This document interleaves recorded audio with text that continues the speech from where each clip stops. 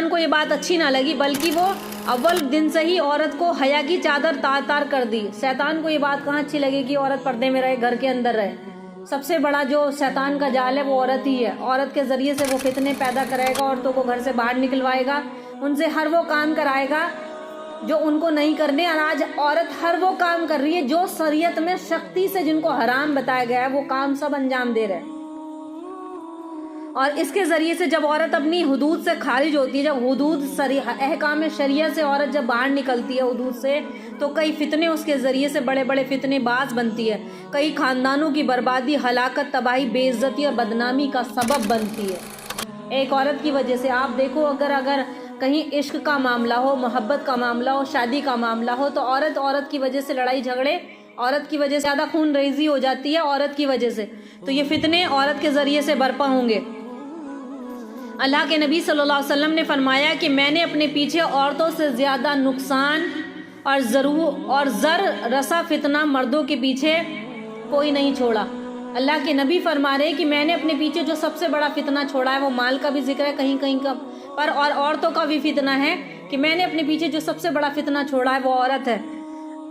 حضرت ابو سعید خدری رضی اللہ تعالیٰ عنہ سے بیان کرتے ہیں کہ اللہ کے نبی صلی اللہ علیہ وسلم نے ارشاد فرمایا کہ یقیناً دنیا ایک میٹھی اور سرسبز ہے۔ اللہ کے حبیب نے کیا فرمایا کہ دنیا میٹھی اور سرسبز ہے، یقیناً اللہ تمہیں زمین میں خلیفہ بنائے گا، بنانے والا ہے، وہ دیکھے گا کہ تم میں سے اچھے عمل کون کرتا ہے۔ دنیا سے بچو اور عورتوں کے فتنوں سے بچو۔ یہ مردوں کو حکم دیا گیا ہے کہ مردوں سے کہ اور دنیا سے بچو اور عورتوں کے فتنے سے بچو۔ بے شک بنی اسرائیل میں جو سب سے پہلا فتنہ کھڑا ہوا تھا وہ عورتوں کے ذریعے سے ہوا تھا۔ بنی اسرائیل میں مال کا فتنہ نہیں تھا، وہ عورتوں کی وجہ سے برباد ہو گئے۔ دوسری آگے حدیث ابو سعید خدری رضی اللہ تعالیٰ عنہ سے روایت ہے کہ نبی کریم صلی اللہ علیہ وسلم نے ارشاد فرمایا بنی اسرائیل میں ایک پست قد عورت تھی۔ بنی اسرائیل میں ایک چھوٹے قد کی عورت تھی۔ قد تو اللہ نے جس کو کسی کو چھوٹا بنایا، کسی کو بڑا بنایا، کسی کی ہائٹ بہت اچھی ہوتی ہے، کسی کی تھوڑی کم رہ جاتی ہے۔ تو بنی اسرائیل کا واقعہ یہ اللہ کے نبی فرماتے ہیں کہ بنی اسرائیل میں ایک پست قد عورت تھی، چھوٹے قد کی، جو دو طویل لمبی عورتوں کے بیچ میں چلا کرتی تھی۔ اس کے برابر میں جو عورتیں چلتی تھی وہ لمبی ہوتی تھی، اس کو شرم آتی تھی ان کے بیچ میں چلتے ہوئے، محسوس ہوتی تھی کہ یہ میرے برابر میں تو لمبی خواتین ہے اور میں بہت چھوٹی رہ گئی۔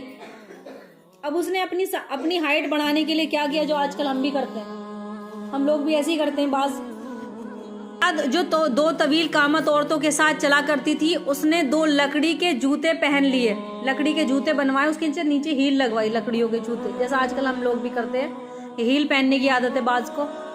اور ایک سونے کے، اس کے بعد 2 لکڑی کے جوتے پہن لیے اور ایک سونے کی پھولدار انگوٹھی بنوائی جو بند ہوتی تھی، ایک کھلتی تھی بند ہوتی تھی، ایک ایسی انگوٹھی بنوائی سونے کی تو اس کے اندر مشک کوئی خوشبو کی چیز بھری رہتی تھی اور اس میں کستوری بھر دیتی تھی جو بڑی عمدہ خوشبو تھی۔ پھر وہ دونوں عورتوں کے درمیان چلتی تو لوگوں نے اسے نہ پہچانا اور اس نے اپنا ہاتھ یوں اشارہ کیا، ہاتھ سے اشارہ کیا۔ راوی کہتے ہیں انہوں نے اپنا ہاتھ جھاڑ کر اس عورت کے اشارے کے بارے میں بتلایا۔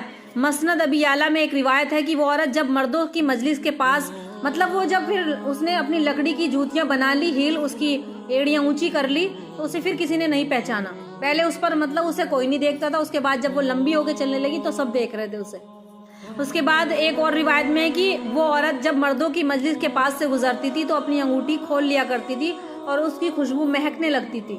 جب کہیں محفل گزر رہی، آدمی بیٹھے ہوتے تھے باہر، اس نے وہ انگوٹھی کھولی اور خوشبو نکلنے لگی جس سے آدمی ان کی طرف متاثر ہوں، اس کی طرف مائل ہوں اور ان کی طرف نظر کریں۔ اور اس حدیث سے معلوم ہوتا ہے کہ بنی اسرائیل میں عورتوں کا فتنہ پہلے تھا جس کی بنا پر وہ قوم برائیوں میں ملوث ہو گئی۔ یہ بھی معلوم ہوا ہے کہ ان کی عورتیں مہکنے والی مہکتی خوشبوؤں لگایا کرتی تھی اور مجلسوں کے قریب سے گزرتی تھی، جس کی وجہ سے قوم کے افراد ان کی طرف متوجہ ہوتے تھے، ان کی طرف دیکھتے تھے، ان کی طرف مائل ہوتے تھے۔ بسا اوقات اپنے آپ کو لمبا اور طویل کرنے کے لیے وہ لمبی ایڑیاں والی جوتیاں بھی پہن لیا کرتی تھی تاکہ لوگ ان پر نظر کریں، ان کی طرف متوجہ۔ جیسے آج کل ہے، یہ نئی بات نہیں ہے کوئی، ہمارے درمیان میں بھی ایسا ہے، عورتیں خوشبو لگا کے کتنا نکلتی ہیں۔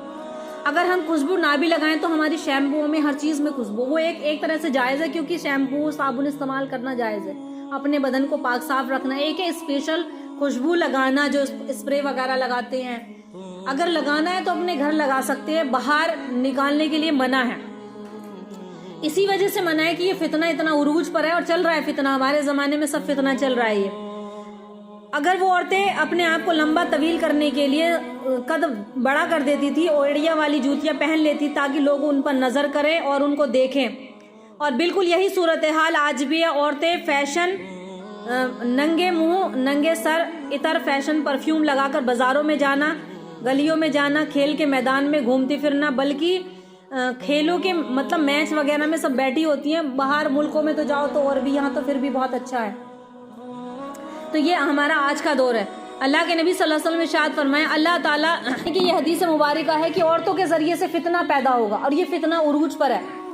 تو اسلام جب آیا تو اسلام نے عزت دی، اور کئی حدیثیں میں بتا چکی ہوں کہ یہ اس طریقے سے یہ ساری چیزیں کرنا جائز نہیں ہے۔ پھر ایک دوسری جگہ آتی ہے بات کہ ان کے رسم و رواج کیسا ہے، موبائل کے ذریعے سے، نیٹ کے ذریعے سے، ٹی وی پروگرام، ساری چیزیں ہم لوگ دیکھتے ہیں اور پھر وہی کرنے کی کوشش کرتے ہیں۔ مجید کی ایک آیت ہے وہ میں بتاؤں گی ابھی پڑھ کے، جس میں سختی سے منع فرمایا گیا ہے ایمان والی عورتوں کو کسی بھی رسم و رواج میں ملنا، جاہلت کے طور طریقے اپنے اندر لانا، یہ بالکل سختی سے منع فرمایا گیا ہے۔